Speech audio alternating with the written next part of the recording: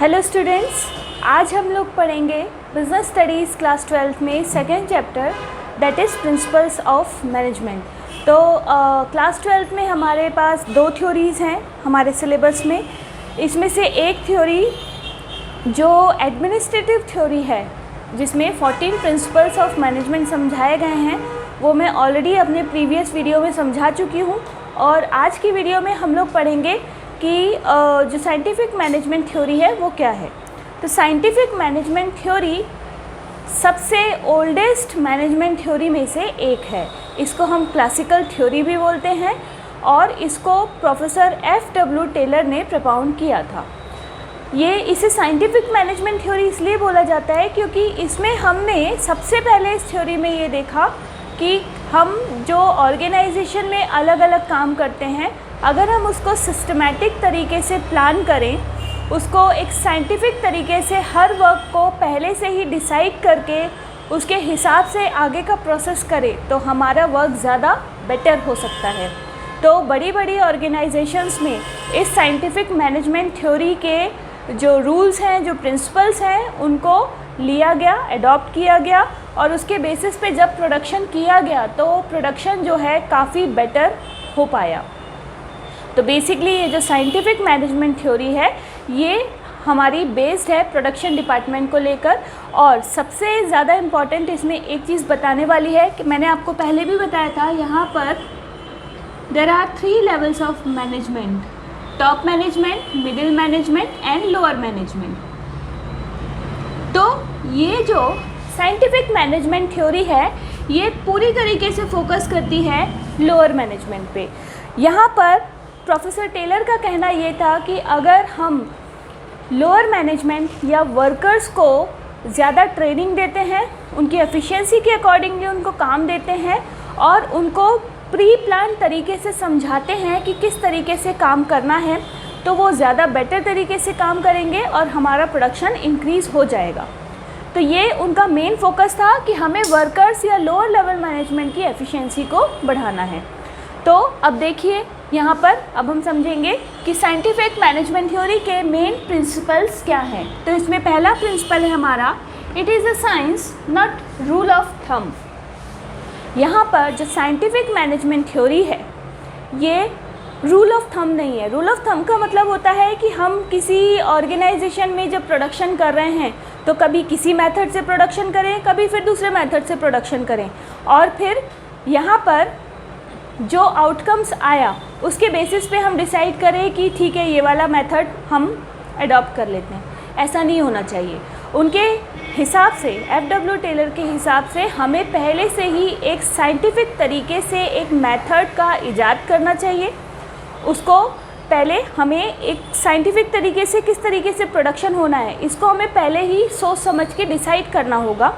उसके बाद ही हम आगे जाके प्रोडक्शन करेंगे। तो उनका पहला प्रिंसिपल था कि यहाँ पर जो मैनेजमेंट है वो साइंस है, यानी इसमें हर चीज़ बहुत सोच समझकर पूरे एक्सपेरिमेंट्स के साथ, पूरे एक्सपीरियंस से गेन करके हम एक मेथड निकालेंगे और उस मेथड को यूज़ करके हमें प्रोडक्शन करना होगा। तो यहाँ पर हम hit and trial method use नहीं करेंगे। ये उनका पहला प्रिंसिपल था कि किसी भी ऑर्गेनाइजेशन में hit and trial methods use नहीं होने चाहिए क्योंकि उसमें बहुत सारे वेस्टेज होते हैं, बहुत सारी एरर्स होती हैं।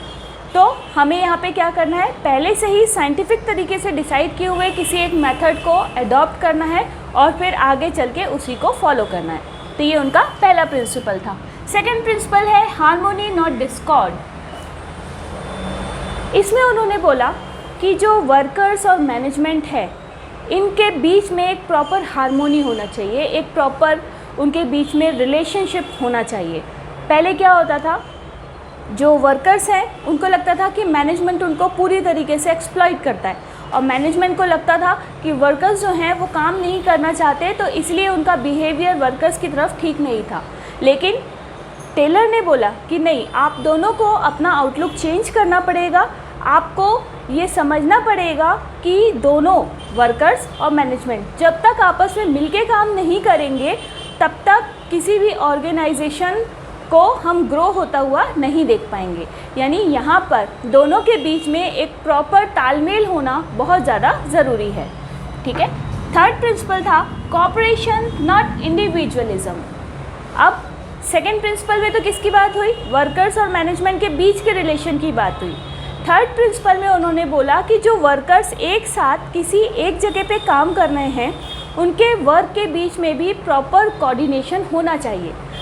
हर वर्कर अलग अलग एक्टिविटी करेगा और उन अलग अलग एक्टिविटीज़ के बीच में एक प्रॉपर सिंक्रोनाइजेशन होना चाहिए, एक कोऑर्डिनेशन होना चाहिए, तभी हम एक प्रॉपर तरीके से प्रोडक्शन कर पाएंगे। अदरवाइज़ हर किसी ने अपना अपना काम कर लिया और एक दूसरे से किसी को कोई मतलब नहीं है, तो ऐसी कंडीशन में हमारा जो ऑर्गेनाइजेशन का गोल है वो फुलफ़िल नहीं हो पाएगा।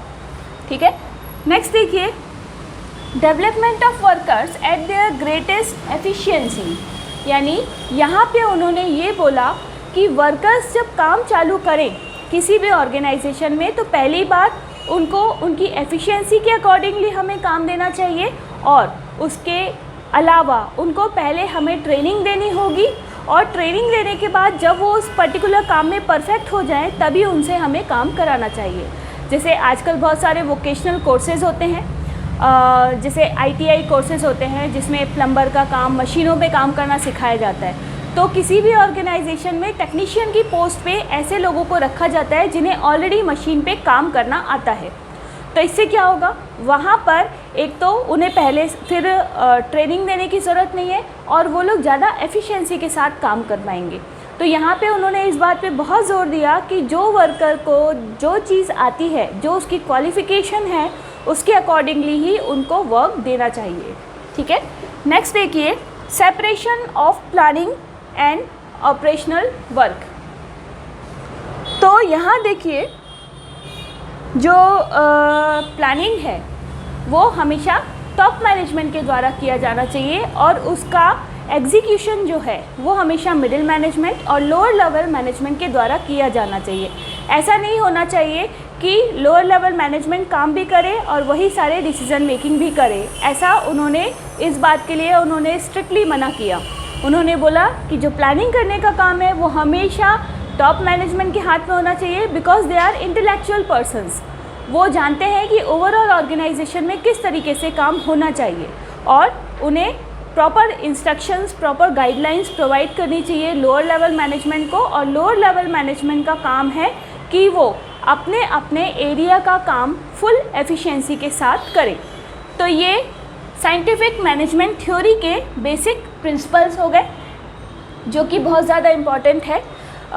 इसके जो टेक्निक्स हैं वो मैं आपको नेक्स्ट वीडियो में बताऊंगी। अगर आपको मेरा ये वीडियो पसंद आया है तो इसे लाइक कीजिए, इसे शेयर कीजिए और मेरे चैनल को सब्सक्राइब कीजिए। साथ ही अपना नोटिफिकेशन बटन ऑन कीजिए और मेरे वीडियोस के कमेंट बॉक्स में अपने कमेंट्स डाल के बताइए कि आपको मेरा वीडियो कैसा लगा। Thank you.